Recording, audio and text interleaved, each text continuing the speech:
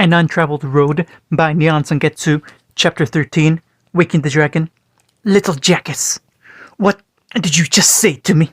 I'm sorry, did you not hear me the first time? Shall I use different words for your little brain, little man, little parasite, little worthless worm who delights in making noise and pretending he is important? That is all you are, all you have been, all you ever will be. Are you going to continue provoking me, little jackass? Are you going to fight me, little jackass? Is that what you want? Then come and die. The future. Waking the Dragon. There are some things a man simply cannot forgive. This was most certainly one of them, because the world was burning. No, perhaps that wasn't right. The glass unicorn was burning, not the world. It simply seemed that way. Everyone was screaming. The world a riot of chaos and bodies and color. Fire blazed as high as the eye could see. A great and towering blaze too wild to be natural. Flames crawled across the carpets, clung to the walls, swept up the ceiling. Noxious black smoke poured from burning wood and upholstering alike, choking the air with dust, as well as yet another explosion rocketed at the already crumbling hotel. It was into this chaos that Naruto found himself flung. Go, move! He pushed another civilian behind him, ushering a mother and her child to safety. Get to safety! We'll handle it from here! A fire flared beside him, and he slammed a fist down, tearing a hole in a nearby wall. He shoved them through and went back for the rest, ignoring the twisting pain in his shoulders. Ignore, suppress, save as many as he possibly could. Moments before the first explosion, he'd sensed something and yanked Ospen out of harm's way, taking the blast meant for him. His back burned and begged for rest, for time to heal, but he had no time to give. What did it matter? Ping was an old friend. He pressed on. Willow! He cupped his hands and called into the chaos. Cinder! His voice rang hollow over the crackling flames. Where are you? He flung another shadow clone pop. He felt another shadow clone pop in the blaze, succumbing to the heat and smoke that even now filled his lungs, turning his powerful voice to an angry rasp. Blue eyes narrowed to angry slits, and he ripped away his right sleeve, using it as a crude cloth to cover his mouth. Then he lurched back into the blaze and thrashed his way forward into the inferno. Too much fire. He needed water, ice, or something. Wind would be of no help here. It would only feed the flames. Ears ringed, eyes stinging, lungs burning. Still, he searched for survivors. Time and time again, he stretched out his senses trying to find them, only to drown in a sea of emotions. Too much pain. It was everywhere. Negative emotions clawing at the air like a fog, muddling senses that could have been sharp and clear. Too much fear, anger, negativity. Everywhere, everyone, everything. It choked him, dampening his senses when he needed them most. Negative emotion sensing was less than useless here, clogged by ash and fire and the cries of the injured and the dying. A little fire won't kill those two, Kurama interjected, ever the voice of reason. Calm down. Easy for him to say. Panic bleated through his mind, blotting all else out, and turning his thoughts a red slurry of fear. Stupid. He dodged a bit of debris as they tumbled from the ceiling and ran on. What was I thinking? He'd seen Jackass here, but thought Willow could handle him. Arrogance. One must never turn their back on an enemy. That cheeky Gale had every reason to hate them, yet with so many allies he would have been a fool to try something. It just made sense, you know? You didn't attack where your enemies were strongest. No one expected that. It just wasn't done. It made the bombing all the more devastating. They'd been able to save some to be sure, but more had perished in the initial explosion. Dozens lay dead. He could heal many a person, but death, that was final. Another blast rocketed the hotel from above. This one proved the most devastating yet. High above them, the roof sagged with an ominous groan. Naruto paid no mind. He was already moving on. The ceiling would hold. It had to. They were still evacuating people. If it came down now, well, best not to think of it. It would hold. And if it doesn't, we'll cross that bridge when it comes to it. Teary eyes glimpsed a hunched shape in the smoke, and he stormed towards it, only to find Ospen hunched over a prone form. He turned up at his approach, revealing a dirty face streaked by soot and fire alike. Poor bastard looked just as bad as he felt. Did you find them? I have not, he said. What of the survivors? I've got as many people out as I can find. Who's that? He soon answered his own question, for after a moment he recognized them. Crow. The poor man, even worse for wear. He'd taken a nasty head wound, and his right arm was dangling in such a way that suggested his poor shoulder had been dislocated, if not outright broken.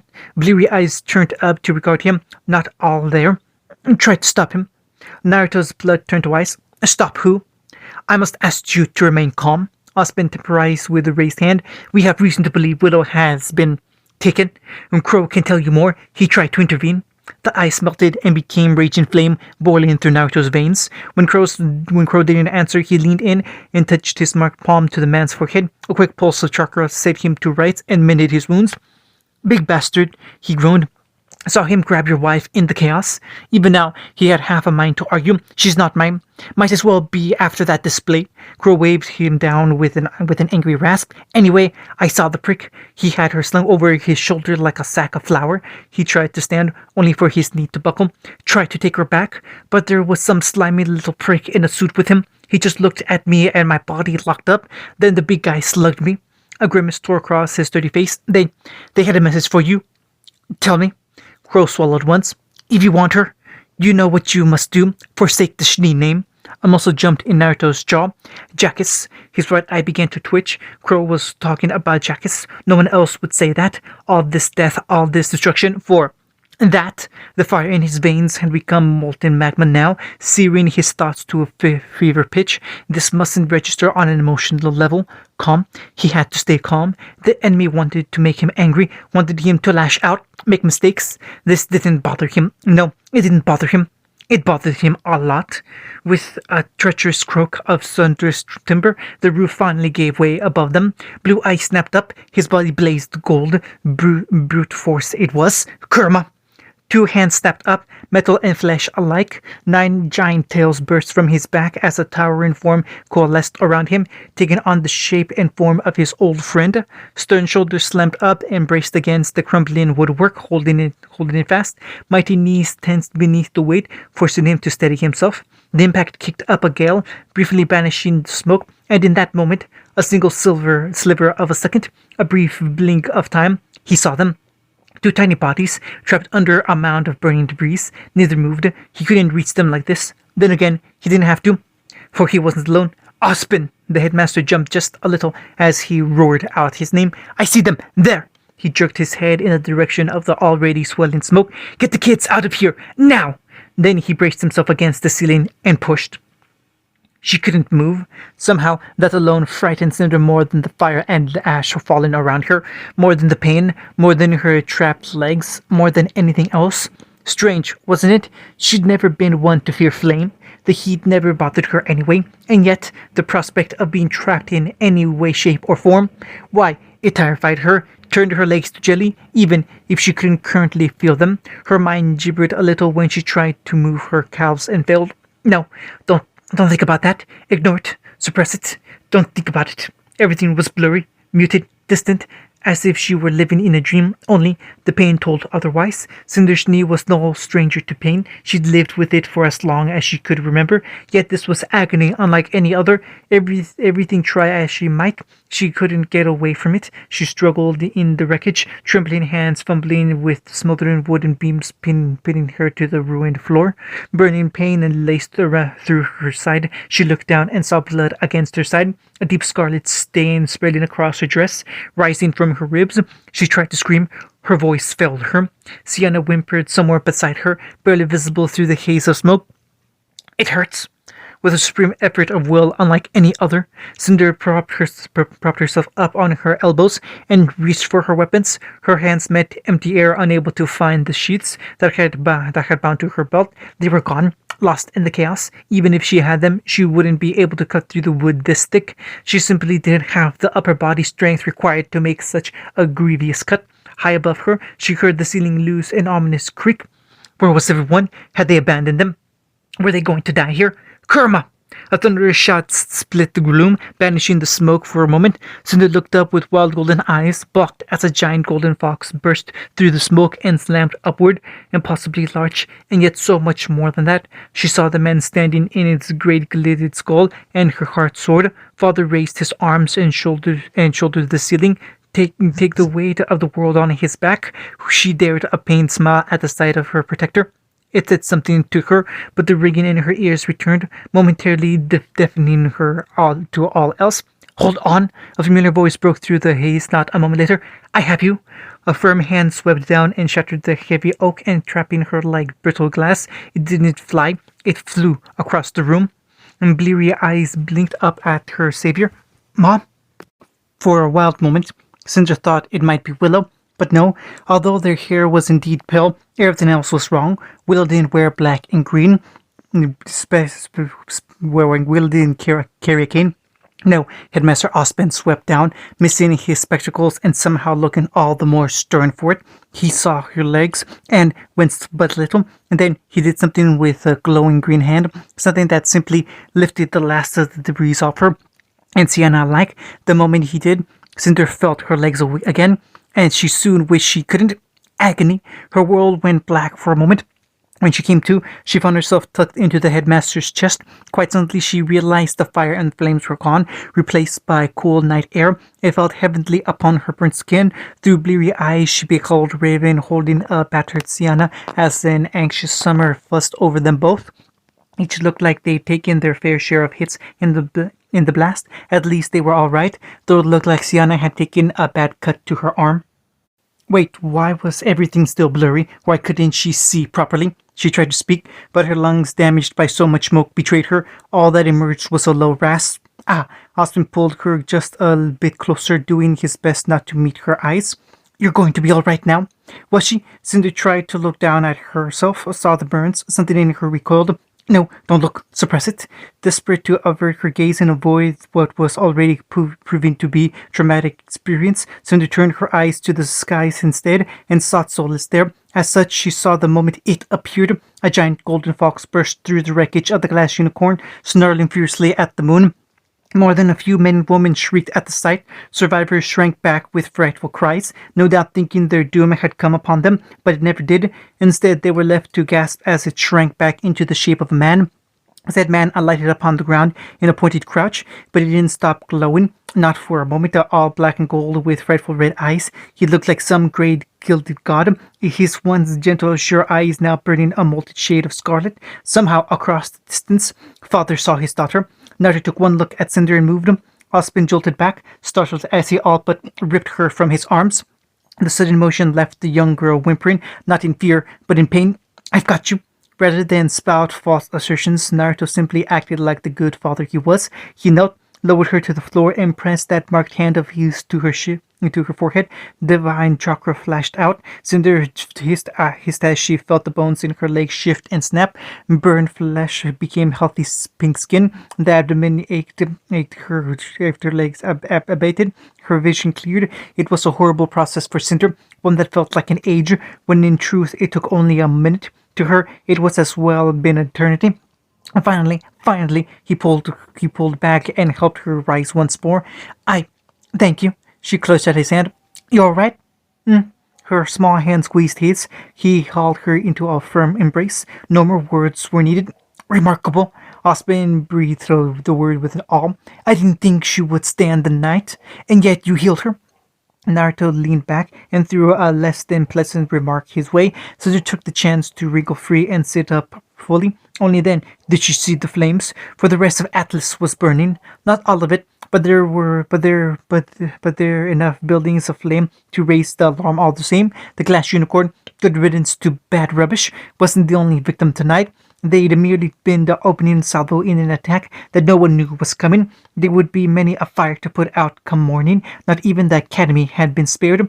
She vaguely saw the general looking that way, with Thunder's expression high above them, and Nevermore shrieked. "Oh, come on!" Summer strayed with a sigh and reached for her weapon. "This is going to draw Grim by the droves." "Perhaps so." Osmond remained unruffled. "But that's what we have you lot for, is it not? Remember, We prepared for just such a scenario. Naruto's expression turned thunderous. Run that by me again? Rest assured, the headmaster soothed him before suspicion could rear its ugly head. You weren't picked. We simply thought it wise to be prepared, given our enemy's interest in you. Miss Bronwyn.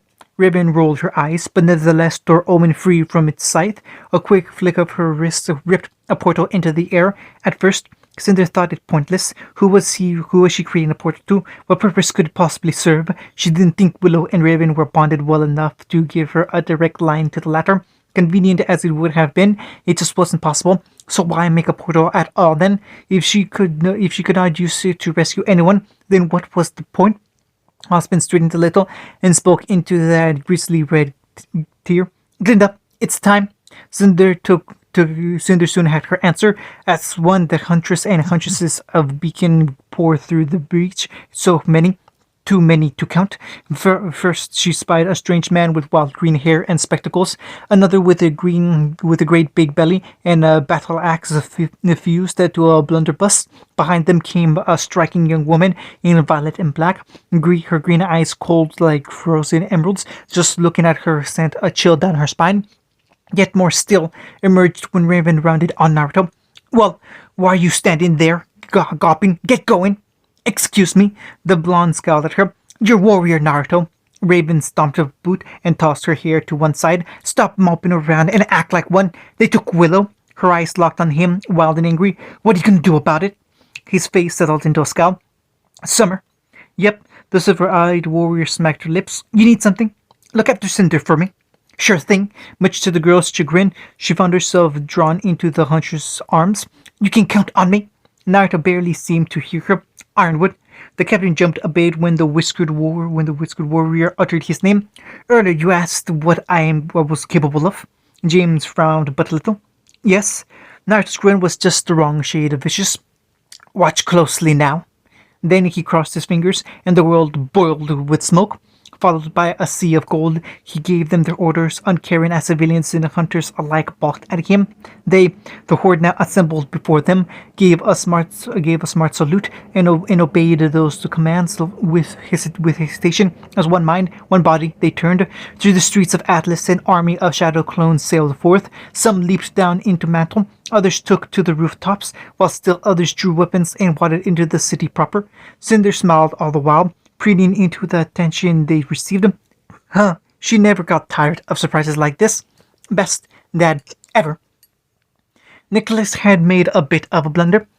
Perhaps it was arrogant of him to believe he could fight alone for so long, more so for him to send Naruto's clone away at the beginning of all this. No, it certainly was. He had something to prove, something to do, and he knew he'd not be able to do so with that young man, God's bless his simple soul, watching his every move. He knew all too well Naruto's penchant for mercy. When faced with Marcus, he might have hesitated, might have been swayed, and offered him a hand of friendship instead. Nicholas Schnee felt no such hesitation these days, only the bitter regret of his past mistakes.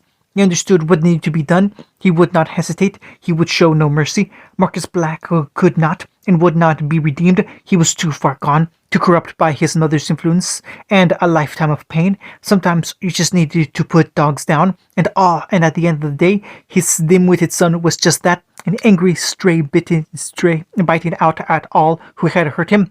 That stray struck at him now, driving a metal-shod boot at his face. Amateur. It was the work of but a moment to step aside and let Cleave his trusty greatsword do its bloody work.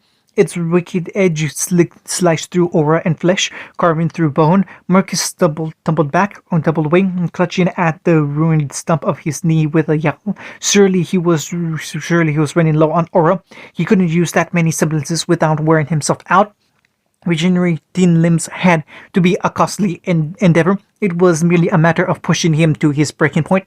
I am sorry for this. He raised his weapon high as his son tried to call away.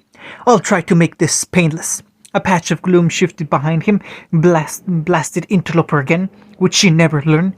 Nicholas pivoted, evading a strike that should have taken his head. His attacker barely managed to graze before he whirled with a snarl, bringing his sword to bear. Daggers scraped across his blade, drawing a score of sparks, rather than retreat like any sane, sensible soldier in the face of an ambush.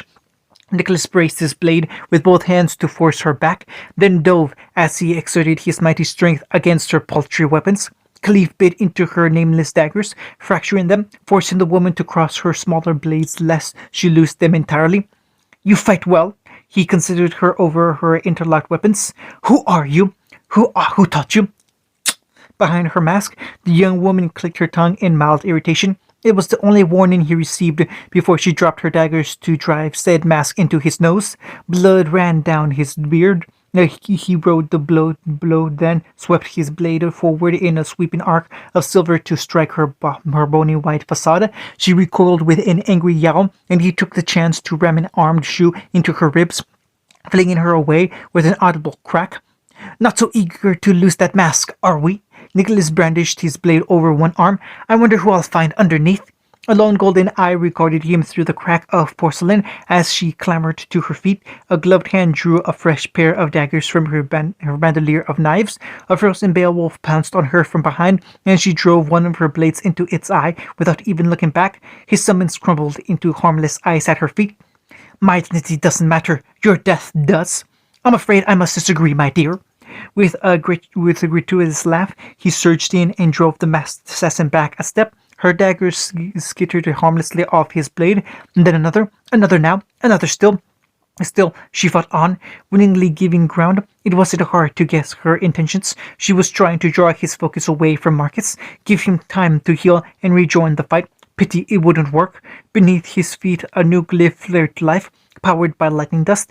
Whomever this masked woman was, she fought with cold speed and grace. Even in the face of his enhanced speed, she didn't give up. She did not cry out when he wounded her, nor did she give herself away when she attacked, but she bled like anyone else and didn't heal when he cut her. That meant she could be beaten. For a moment he'd feared she might be that thing.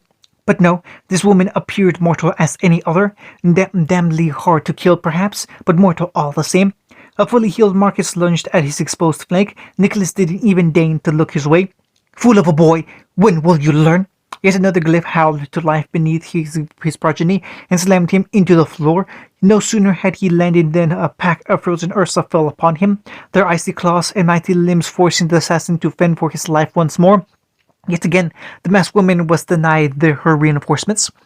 Useless assassin, she growled. He's not worth what we're paying him. His blade swept through her body and she swayed away, giving ground rather than risk another frontal clash. Stars burst before his vision, and a dagger took him in the thigh, but he soldiered on to ram the hilt of his blade into her face. Another crack crawled across her hardened vision. She snarled and fell upon in a storm of shadow. To no avail. He had the measure of her now. Without Marcus and the element of surprise, she was but a lone assassin, a single enemy, and he'd slain more of those than he could count. Eventually, she stuck just a little too high. Nicholas struck low, forced her guard higher still, and finished it. You're alone now. He stepped in, swept her legs, and rammed her to the floor. Enough! Cleave came up under her chin, forced that masked facade to lift, or have its throat torn out. Give up. No one's going to save you. He wasn't prepared for her laughter. Who said I was alone? He couldn't see her face behind the mantle, but her tone lent the impression of a smile. My work is already done. You're just a bonus. Behind him, the main doors opened. Nicholas knew better than to turn, but his body betrayed him all the same. Freya limped through, clutching at a horrid red tear in her dress. As he looked on, she leaned against the wall, leaving a red stain behind as she dragged herself forward. She didn't make it far. Even as he realized she was real, the Winter Maiden fell to her knees. She did not rise from them. Nicky dear, she looked up, granting him a ghostly smile. I think we have a bit of a problem. His world ground to a halt. Freya, still alive, is she? Still at the tip of his blade, the masked woman nevertheless clicked her tongue in mild admonishment. You old fools just can't lay down and die, can you?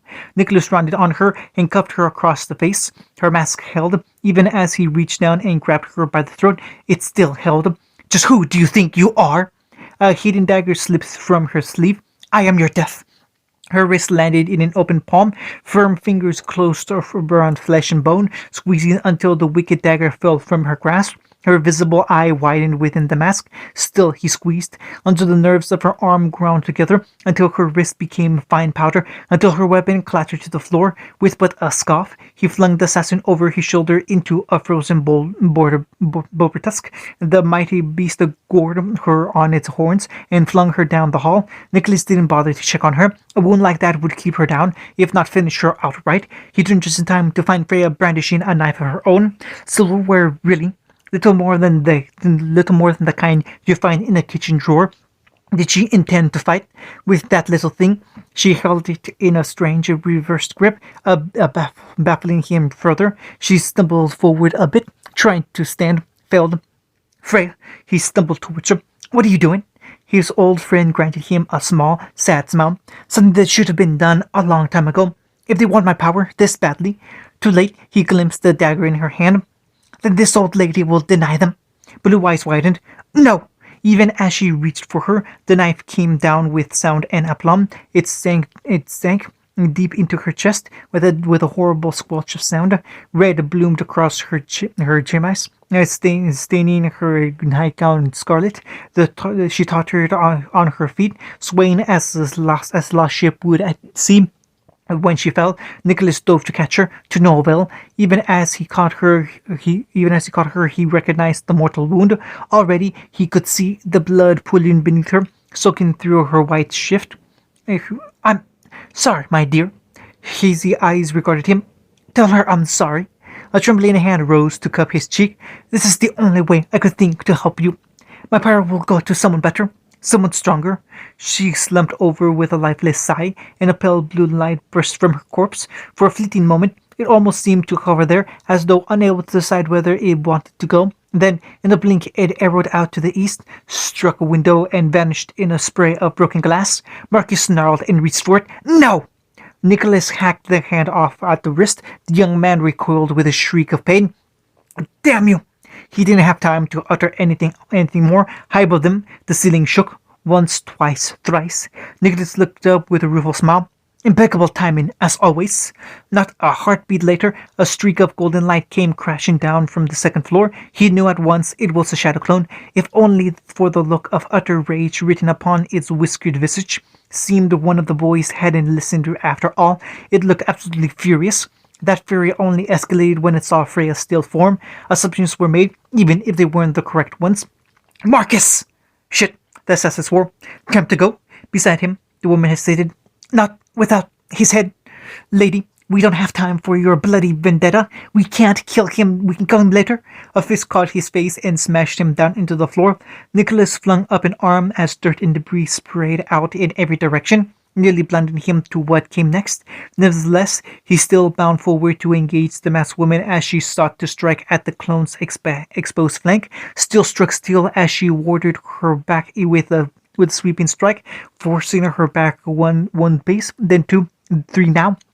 Wretched man, here at last, she snarled at him, her composure finally fractured. Why won't you just die? No, he turned his head aside and spat blood. The only death tonight will be yours. As such, he found himself with a prime view of what came next. Marcus yelped, Hey, a little help here. Ah! No, behind him. The shadow clone grabbed a stunned Marcus by the skull and slammed him into the floor, over and over again. You don't get to teleport, not this time. He beat him down like a man possessed, ruining the man's once handsome face into a grisly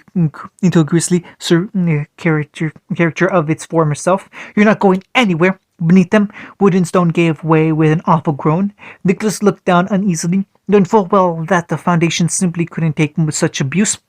Sure enough, the final slam sent one unfortunate Marcus black, and the rest of them hurtling into the cellar below. He could sense her now, away from all that negativity, all that pain. He could feel her. She was so far away, but he saw her in his mind's eye. Not far, not for him. Grim barred his path, and he had a moment to wonder why the shields were down. Then he stopped caring. Get out of my way! Now it ripped and tore, until it was done. Quicker! We have to hurry. He'll be here any moment. I know, you fool. Don't rush me. Will awoke with the winds to to the voices. It was not a slow awakening by any means. One moment she'd been sleeping soundly, the next she was wide awake, nursing an abnormal headache. She tried to move, only to find her hands bound behind her back, held by a heavy chain to an equally metal chair. Her feet were likewise entrapped, held by wicked-looking manacles. She cast a fretful glance down, only to find her weapon gone, and her vials of dust with it. Confusion crept through her soul. Well, all at once, mind jolted back, recalling what had transpired in all its ugly glory. Jackets, the bombing, so much fire, so much death. Her head snapped up. The room itself was little more than stone and clay, likely a cellar of some sort. 4 bare walls, a floor, and a ceiling, with only a simple oak table between her and a reinforced door. A simple oil lamp burned overhead, hung from a rusty hook. Was it just her imagination, or was there dried blood on? Without warning, the door crashed open. Light rushed in, blinded her. She turned away from it with a hiss. "Hello, my dear." She heard Jackus coming long before she saw him. He'd always been the type to gloat. Knowing didn't help her aim much. Still, she gave it a good shot. The moment Willow saw him, the second his oily forehead touched hers, she reared back and spat into his face. "How rude!" He dabbed his face with a handkerchief. "I'm afraid we won't have as much time together as I would have liked." He didn't bother to sit, but instead crossed the table. "We'll have to make this quick, my dear." She tore her chin from his grasp. "You won't get away from this." "Still you defy me. What does that fool have that I do not?" She sneered. "He's a man, for one." He bridled. "There are no men like me." Willow scowled. "There will always be men like you." "Enough of this prattle. Resistance is futile." Jackus leaned back, took a seat behind his table, and laid both hands atop it. "My semblance is invisible. Now, you will comply, or you will be made to." Willow grit her teeth. "I will not." "You will." The businessman remained serene in his confusion. "Refuse, and I will kill your father."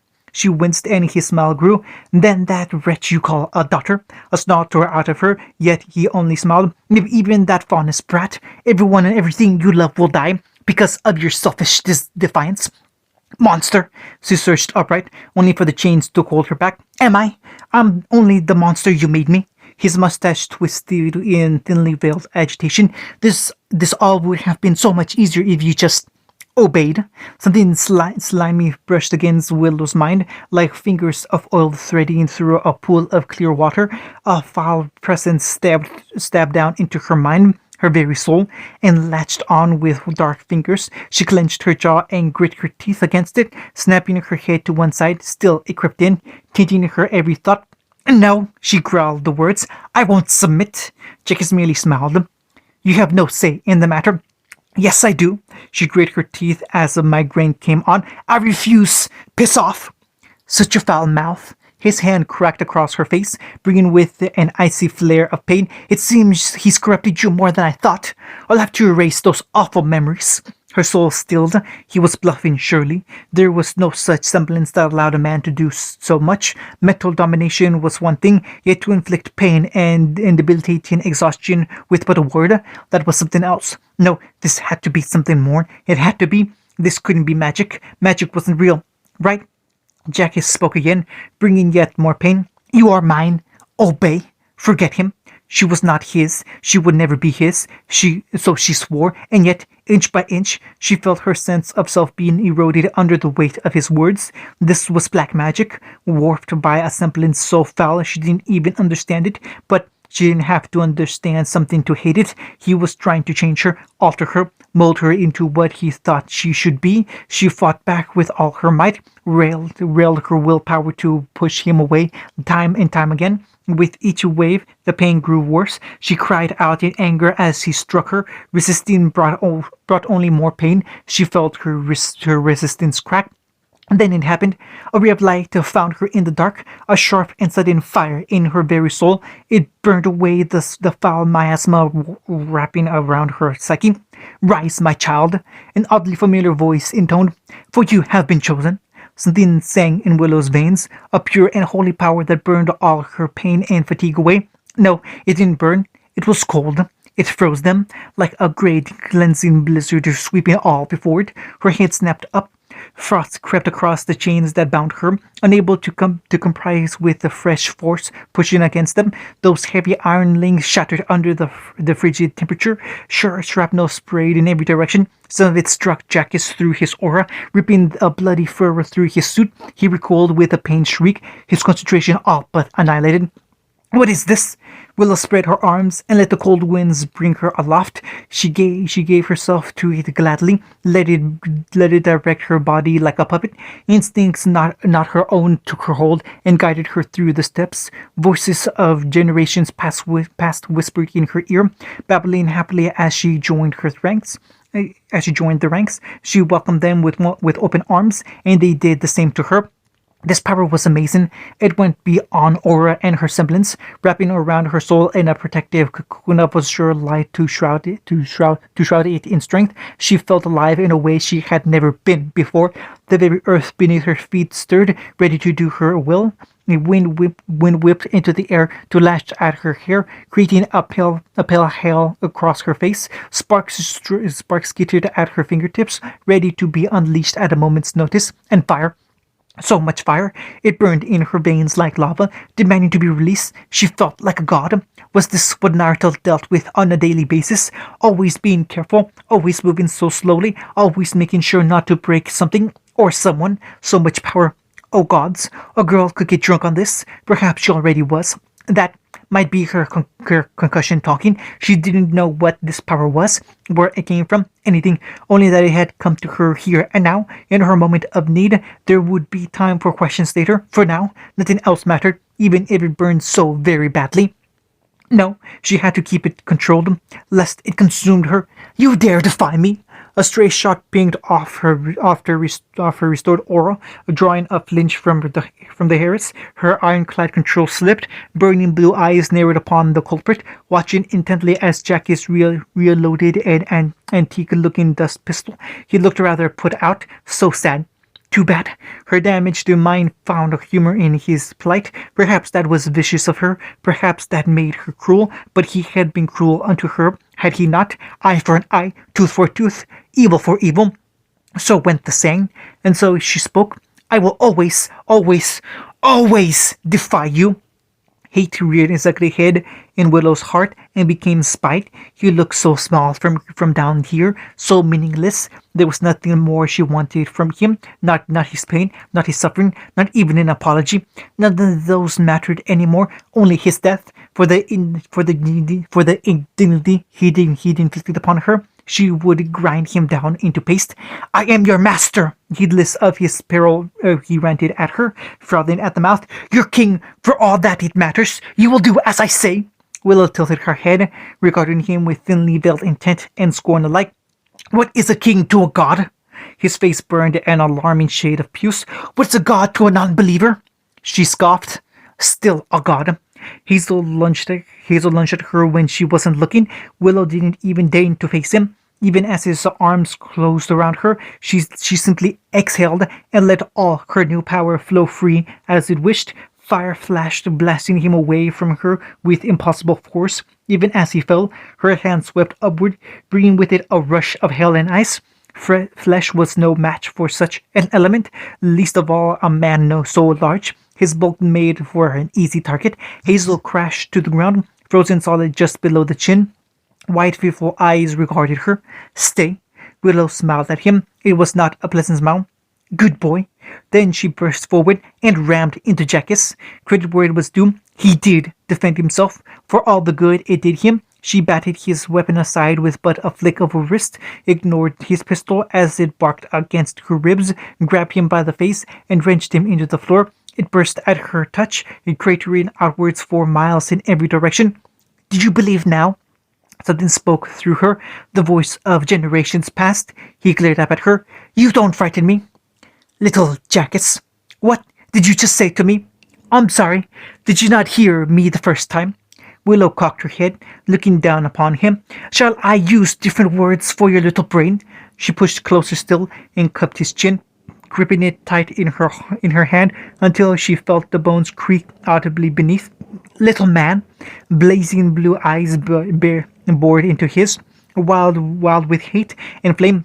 Little parasite, little worthless worm who delights in making noise and pretending he is important. That is all you are, all you have been, all you ever will be. He opened his mouth to retort, and she struck him, raking her long nails across his face. A cry of pain split the air. Are you going to continue provoking me, little jackass? Another swipe ripped through his lips, leaving it hanging in a grisly sneer. Are you going to fight me, little jackass? It was too much for his ego, of course. He snapped. Pain! Jackass all but spat the word up at her, throwing the full weight of his semblance behind it. Pain! Pain! Bow to me! Submit! Willow grit her teeth and braced herself. Somehow that helped. It let the command wash over her like so much water, leaving her unaffected. His voice lashed at her like a whip. She gave him a shove, and he crashed into a nearby wall. She, however, stood tall. The wind took her and held her aloft again as her arms rose at her sides. I bow to no one. Her fist flew out, and an arc of pale blue fire followed. It struck straight and true, latching onto Jackass and his hateful face. He toppled back, shrieking as the left side caught flame. His body crashed to the floor, writhing in wretched agony as he clutched at his ruined visage. Damn you! His good eye glared up at her, wide and hateful. What have you done to me? Something that should have been done a long time ago. Her hand swept up, and the world bent to her will. The rickety roof above began to creak, unable to resist the wind tugging at it, much less Willow's command. Metal ripped itself free from its moorings. Steel and concrete came untethered, rising around her in a maelstrom of death. Still, she wrapped it tighter, threading the wind with every element she could muster. All around her, the very foundations of the building creaked. Still, she took it apart, rending it away at the seams. Goodbye, Jackass. I'd say it was nice knowing you. Her lips quirked into a scowl, but we both know that's a lie. Now kindly die. In his final moments, the disgraced noble still had the audacity to scream at her, Willow! Then the roof fell upon on his head, bringing the rest of the building crashing down. Naruto found Willow walking out a burning warehouse. He knew at once that something was amiss, if only because of her glowing eyes. His marked hand trembled, rejoicing at something he didn't understand. All is as it should be, as it must be. Steeling himself against it, he gripped his wrist and stormed forward. Only then did he truly see that what she had behind her back. It wasn't hard to miss. She dragged a frozen caricature of a man behind her like some grisly trophy. Poor bastard was still alive too, for the ice left his head unharmed. But Willow, oh dear, that was a lot of blood. He hoped it wasn't hers. Willow, he all but bolted to her side. You're all right. How did you get away? Hello, dear. She smiled up at him like a blood-soaked princess. Did you miss me? Something about the way she said those words worried him, as if she weren't quite there. Well, of course I was worried. He took her hands in his. Never mind that. Where's Jackass? Is he in there? Yep. She swayed a little on her feet, reminding him of a drunkard at last call. I killed him, burned most of his face off, and dropped a building on him. A tipsy hand indicated the burning yet frozen ruins behind her. I think his body is in there, somewhere. He screamed a lot by the end. Something was certainly wrong here. Oh, you're right. I don't think so, no. The hair stumbled a bit. I think I have a concussion, which sounds silly, because he only hit my head a few times. Rage sparked back to life in him. Yeah, definitely a concussion, and she'd won despite that. Oh, her bleary eyes lit up in a startled moment of lucidity. I took a prisoner. She swung a bloody hand back to indicate the scowling man trapped in ice. This is Hazel. He helped kidnap me. Say hello, Hazel. The giant scowled. I'll never talk. Willow laughed. It was a sharp, frantic sound born from too much stress. You just did. Don't mind him, Willow whispered into her hand. He's shy. Also, a brief blink followed. I think I need a drink. Or several, probably. Naruto couldn't help himself. He threw his head back and laughed. Where did that come from? Where do you think? She gazed up at him with half-lit eyes, her irises still trailing blue flames. I was just kidnapped, tortured, and nearly mind-raped to death. I want to pretend this night never happened. No. Her hands tightened on the lapels of his jackets. I want to bury it in a good memory. So, she leaned up and kissed his cheek. You, me, alcohol. Now. Fair enough. His hand settled on her waist, but later, you need medical attention. To hell with the hospital! She hit with his chest. Get me a damn drink. Yep, there was the Willow he knew. He chuttered softly. Sure thing. Willow made a police sound and nuzzled at his chest. Jackets could go hang for all they cared. Everything was all right now. Wasn't it? Previews. Naruto beckoned. Well, what are you waiting for? We've spent the last 3 years training. Show me how much you've improved. Cian and Cinder shared a glance, nodded, then they lunged. Well, we are older now. Cian frowned. Cinder, no. Bad Cinder. Don't even think about it. That will tan your hide. Oh, come on. Amber eyes flashed as a coy smile touched her face. Even if you know how a story ends, that doesn't make it any less fun to watch. Kali scratched the back of her head. We may have a problem. Naruto yawned. You or the White Fang? Both. You dolt. Willow sat up with a sigh. What did you do? What she always does. Gira graced them with a good-natured smile as he pulled up a chair. Bites off more than she can chew. It's about Mistral and, well, they told them. Naruto winced. A drug that boosts semblances. That's not ominous at all. Cinder dreamed of a world forged from fire and blades, endless blades made of glass and metal alike. She saw it when she closed her eyes, saw it even now, so close to understanding the true depths of her power, like she could reach out and touch the blades. You all right there? She blinked and the vision vanished. I'm sorry, did you say something? Naruto laughed. Like I said, we've earned a little vacation. Mistral's lovely this time of year. Willow took his hand in hers. Something wonderful has happened. Please, don't be angry. Naruto's heart skipped a beat. Who is this father? This is the man responsible for your creation, Alma. Watts preened. Without the chakra he provided, you wouldn't exist. You can finally meet him now. He is. Alma considered him with the grave golden eyes that seemed to glow. Is he my uncle then? Arthur's mustache twitched. Why, yes, I suppose you can call him that. Naruto's jaw clicked open. With an effort, he snapped it shut. Well, hot damn. Here I thought I'd seen everything. Then Alma's gaze found Willow and Cinder. She offered each a beatific smile. Pleased to meet you. End of chapter 13.